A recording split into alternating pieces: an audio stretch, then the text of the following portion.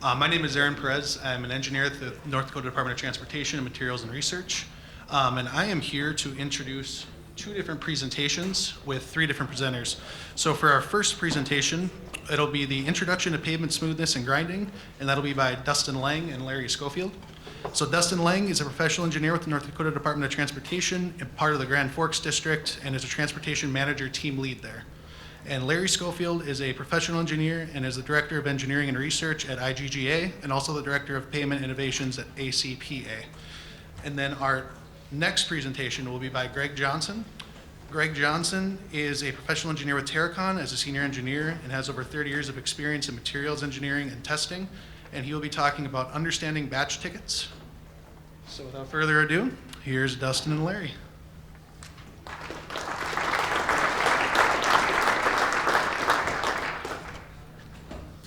All right, thank you, Aaron. How's the volume on the mic? Good?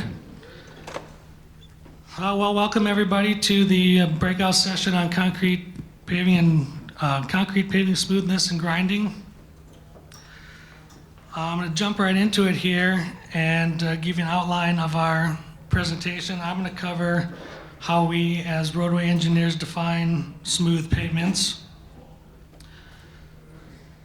I'm going to provide some field engineering tips for the post-paving evaluation process. And then when I'm done, Larry will come up and talk. There we go, sorry. Looking at the wrong slide. Larry will come up and talk about the actual process of paving smooth and grinding.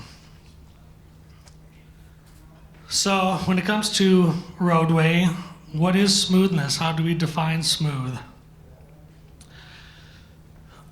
Probably the best way to think about smoothness is actually to consider roughness first, and then say that smoothness is the opposite or the absence of roughness. And the reason why we flip the script from talking smoothness to talking roughness is because roughness is something that can be quantified, or we've developed ways to quantify it, and engineers like quantifying things. So roughness is an expression of irregularities in the pavement surface that adversely affect the vehicle and its user. I've got a schematic of a pavement segment, and on that schematic we've got a two-wheeled axle traveling from left to right over a longitudinal profile, which is shown at the bottom graph there in the blue line, a rather jaggedy blue line. Probably the intent of this pavement surface would be something more like the black line, the engineered profile or the desired profile. So the irregularities of the blue line in contrast to the black line would indicate that this pavement has roughness and therefore is not smooth. So I said before, roughness is something that can be quantified, or we've developed ways to quantify it. So how do we measure roughness? Well, one of the earliest techniques used and still applicable today is the straight edge. The straight edge, we still have specs that reference the straight edge, and its benefits are that it's simple to use, easy to understand. Big downside is that it's hard to evaluate a large segment of pavement using a straight edge. So enter in the California profilograph. This contraption was pushed down the road, and it would record the irregularities of the pavement on a roll of paper with a kind of like a seismograph, like monitoring earthquake activity. You'd basically push it down the road, and it would kind of seismically graph out what your roughness was. The last time that I'm aware that we used the California profilograph was in 2009, because in 2010 we first implemented the ProVal-based inertial, the ProVal-based ride spec using the inertial profilers from Ames Engineering.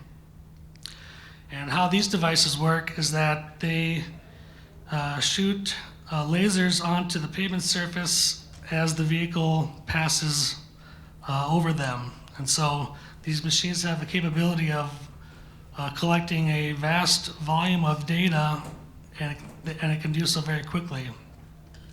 The pickup style model there can run at about 40 miles per hour.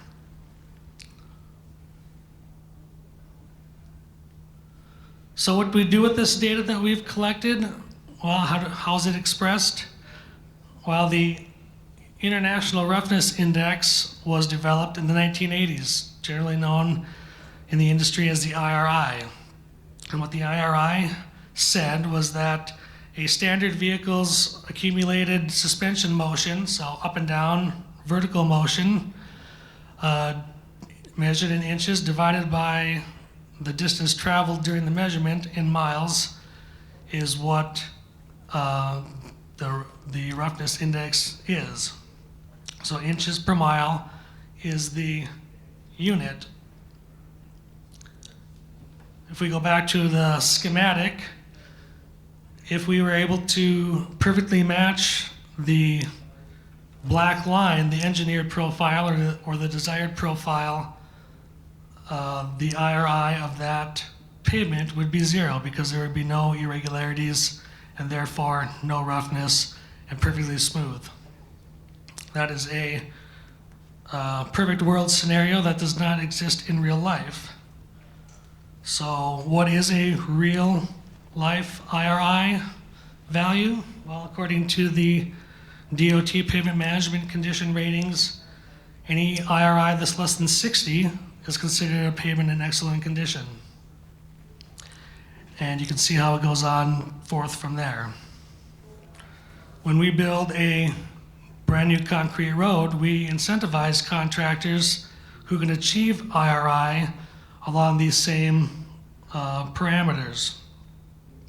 These tables are taken directly from the concrete ride spec, and they show that if a pavement can, a contractor can pave an MRI in this case, which is the same as IRI except that it's the average of 2. If they can, and those terms get used interchangeably, so not something to be aware of, but also not something to be aware of. If they can pave MRI less than 50, then we will incentivize them accordingly. If they can't, then we will reduce payment accordingly. Now these MRI values are based off of a lot, which is 1/10 of a mile. And like the pavement management index table before, I believe that's on a per mile basis. So we're talking about a range of numbers that are particular to a longer distance. But oftentimes is the case, we have a situation, not quite like this, but I like to use the speed bump as the analogy, where we've got a relatively smooth pavement interrupted by a short but potentially severe irregularity. And this is what's known as localized roughness. And we analyze the localized roughness not in mile-long segments, not in 10th mile-long segments, not even in 100th mile-long segments, but 25-foot segments. And so the IRI that's applied to this scenario is different than the IRI that gets applied to a larger collection distance. I've put up the accepted localized roughness of some various Midwestern states, ranging from 140 to 200. You can see these numbers are quite a bit different than the 60 or less than what we were finding for excellent IRI, or 50 or less for pavement incentive. North Dakota is a little bit of an outlier in this respect in that our localized roughness parameter is 80 inches per mile. Now I've had probably more conversations with concrete paving contractors about this than probably any other aspect of concrete paving. And while it does give them some heartburn sometimes, the intent of the spec is not to, not to punish them or to give them heartburn. The way that the 80-inch per mile was developed was that we found when we were developing our concrete ride spec that the good concrete paving contractors could achieve long segments with relative few instances of localized roughness over 80.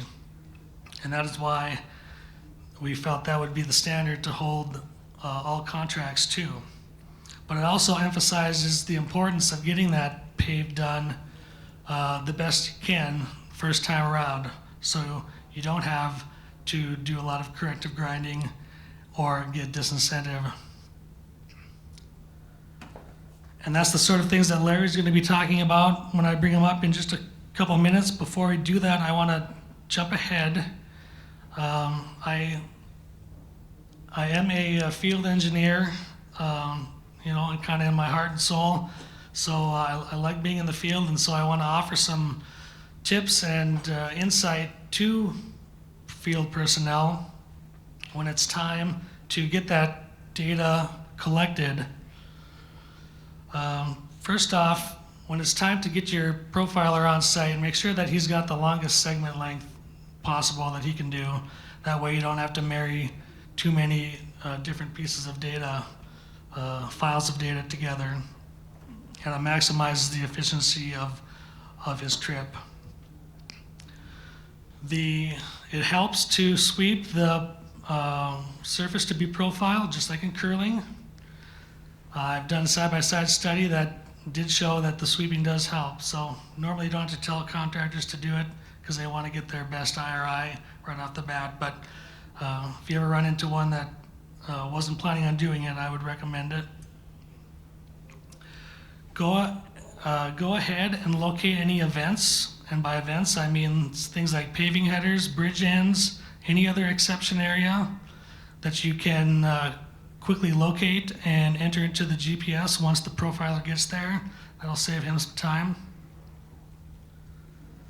I like to start the collection at a even station, a +00 for the ease of math, because the way that ProVal will report the distance is strictly in linear feet from a starting point of 0, so you'll be responsible for converting the distances presented in the program to the actual project stationing, unless there's some workaround that I'm not aware of.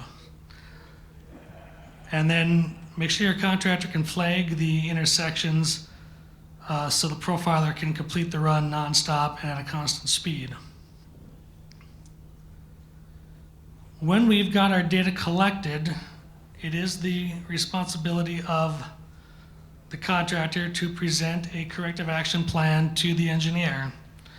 And I've always, in my time at doing this, I've done everything from super hands-on, like sitting down with the contractor in their hotel room at night, helping them out, to letting them, present something to me, and I just kind of give them my vision for what I want to see, and they know how to implement it. So I've done it both ways, but it doesn't hurt to be somewhat knowledgeable in the information that's presented, so you can adequately evaluate their grinding plan. So the report in ProVal that I like to look at is the Smoothness Assurance module. The Smoothness Assurance module graphs the MRI shown on the y-axis versus the distance traveled shown on the x-axis. It's a very powerful visual tool of identifying where your areas of high IRI are. Point out a couple of things. We've got a red line at the 80-inch mark. That's to represent the localized roughness spec in North Dakota. We've got a couple flags on top with a gap in the data. That's because there's a bridge there, which is an exception, so that data is not reported. And if you want to know exactly the locations of those spots that are above the red line, you find the table in that report called the defects before grinding. Now, this would be the spot where you're most likely to identify, this is basically what you're going to use to make your grinding plan. So just a couple of observations on this particular segment. It's not a particularly long segment, it's 1,000 feet, pretty simple. This area and this area are obvious grind spots. We've exceeded the IRI well beyond the 80-inch mark. There's a couple of spots here, and maybe some others that are really just flirting with the 80, maybe going over just a little bit. I can tell you that through the decade plus years of implementing this ProVal based ride spec, we are revamping the concrete ride spec to allow some of these small short areas to be allowed. It's something that I've actually been doing the entire time. But I can confidently tell you that those areas can be neglected from trying to grind them for multiple reasons. Probably the area that's the most intriguing on this particular graph would be this spot right here. And I'm gonna get the table bigger, and we'll talk about that for just a minute. And we'll get Larry up here. Talking about this guy, this 89. Not egregious by any means, but not quite the little blip that maybe the 82 below it is. The thing I like to look at is how long it is. In this case, goes from 701 to 724, so you're talking, almost 23 feet long. Kind of my rule of thumb in this situation is that I probably would try to grind that because it's longer than a panel length, and I found that's about the right amount to try to take care of with a grinder.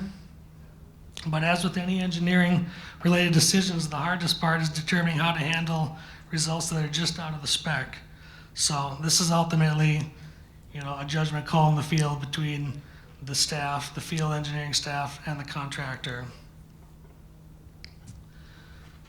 That's it for me. I actually had a whole other example that I would have loved to gone through, but was not allowed at the time. But if you've got questions about IRI, the ride spec, or how to implement a grinding plan in the field, I'd be happy to visit with you during the social breaks, or contact me through those phone numbers or email.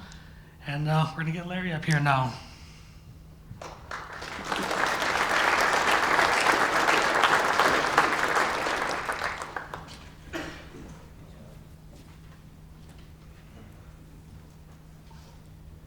Where's our timekeeper?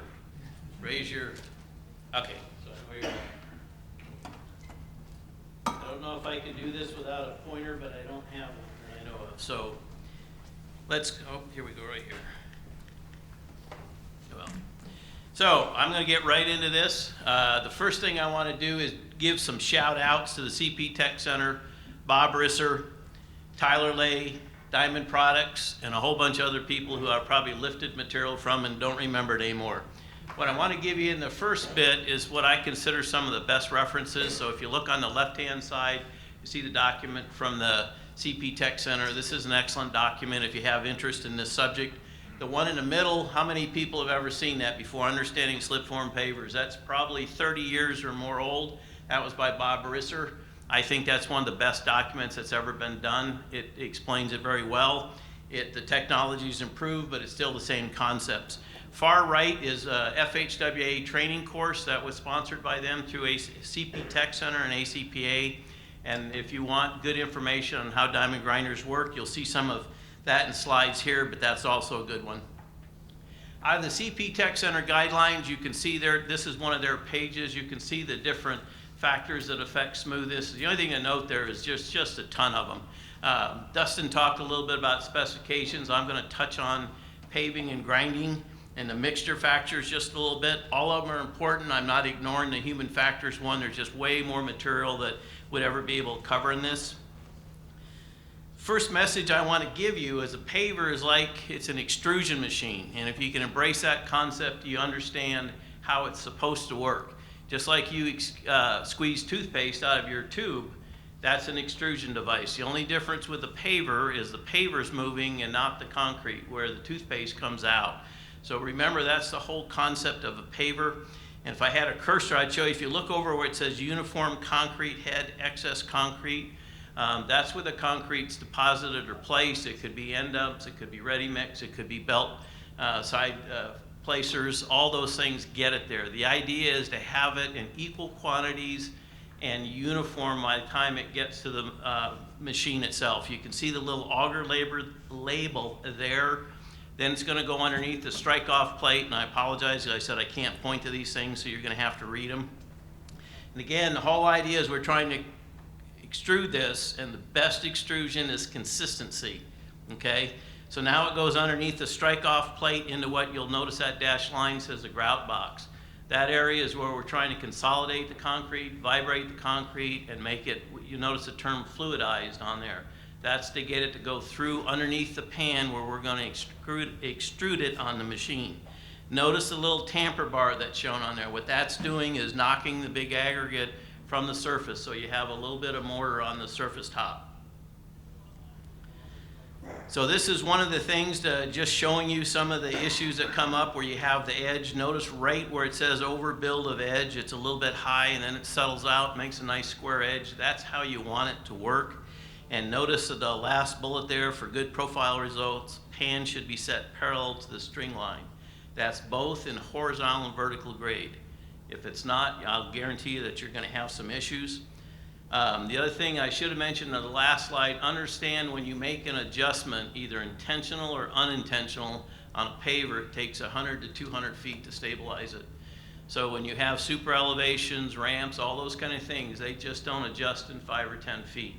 And an unintentional adjustment is one where the string line gets hit or something like that, and none of that's ever going to be good.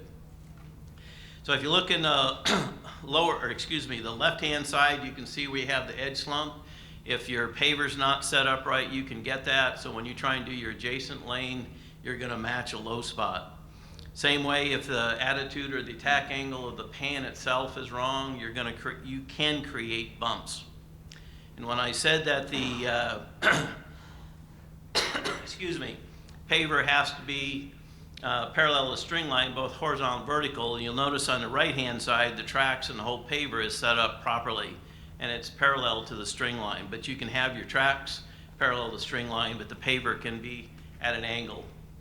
You should hopefully never see that in your career, but nothing good's ever going to happen if that occurs. These are things the contractor works at, and all I'm really trying to do is show you all the many things that can go wrong. Probably about 100 things got to be done right, and if you get by 80, you can usually get by with pretty good pavements, but there's a lot of things to think about. One of the things you're looking at here on the right-hand photo is a suggested 3-foot clear zone. They have zero clearance pavers, so it's not necessary, but just from a practical and safe standpoint, that's a good thing to have, or a good rule of thumb. The other thing to realize is that one's tying onto an existing pavement, hopefully a new lane. It may not be an issue, but if it's an existing pavement or a new lane that's not very smooth, the lane that you're paving is going to be matching it. So those are all things you got to realize. You may have to grind it. You look at the left-hand photo, and what they're showing you is the track line also should be 3 feet. It needs to be consistent, stable, and solid. The age-old problem for anyone who's been around paving is the old string line. If you are working in the office and don't get to see what a string line, the picture on the right is showing you that, and the sensor that reads off of that. That's one of the most easily things that's messed up on a project. You can see where the yellow circles are. That's showing you where the stakes are. So it could be set wrong to begin with. It can be bumped by the finishers. It can be bumped by inspector. You notice a big truck just going by and it could displace the ground. There's all kinds of ways it can get messed up. And there's nothing good that ever ends up from that. The good news is today we have real-time smoothness control that you're seeing a lot more contractors using. You also have the stringless pavers, and that's one of the godsends to the industry, I think. But if you look in the upper left-hand corner, you can see the sensors. Those are sonic sensors on there. And then if you look in the upper right-hand corner, you'll see some of the profile characteristics that occur from deficiencies. The top one, if you look down below, it says dowel basket rebound. That's showing you just what it would look like to the operator. Second one is the concrete loading. Remember I said in the beginning, it has to be consistent in front of the paver. That's what happens if you're putting big deposits and then letting it run out. Third one is going to be string line sag. That's the proverbial problem. And then the fourth one is localized roughness, what Dustin was talking about earlier. It could come from another number of causes. So now we're going to leave the paving mode for a little bit and get into the mixture mode. This is a really busy graph. There's only 3 takeaways on this. The thing to realize where you see those big bold dashed lines, you want your gradation, which is percent retained. On the bottom axis, you're seeing the sieve size. On the left axis or vertical axis, you're seeing percent retained. You want your gradation to plot within those limits, okay? The other 2 things, if you look in the upper right-hand corner, you'll see that blue box, and what you want is preferable aggregate shape, and there's guidelines on that, and then also the paste content. Those are the 3 takeaways from this slide: the aggregate gradation within the limits, controls on the paste content, and then the aggregate shape. The paste content controls, you'll see the dash line where it says coarse sand sum of number 8 through 30. That's one of those controls on the paste, as is the fine sand, the square box. So this is way too complicated to get into, but if you look at the lower right-hand corner, Dr. Tyler Lay's videos are some of the best there are. He's got a whole YouTube channel on this. CPTEC Center and their guidelines also has a recommended process, and you can see a recommendation of 1/4 inch paste in this method. And on the one on the right, you're looking at 1 inch. I'll guarantee that wouldn't be durable and probably be pretty hard to be able to get any texture that would survive in it. Workability test, you saw Dan King talk about this earlier. You got the V-Kelly test, V-Ball Kelly test.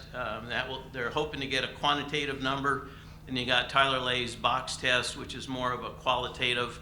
And again, what he looks at is the visual side of the material and also the edge slump.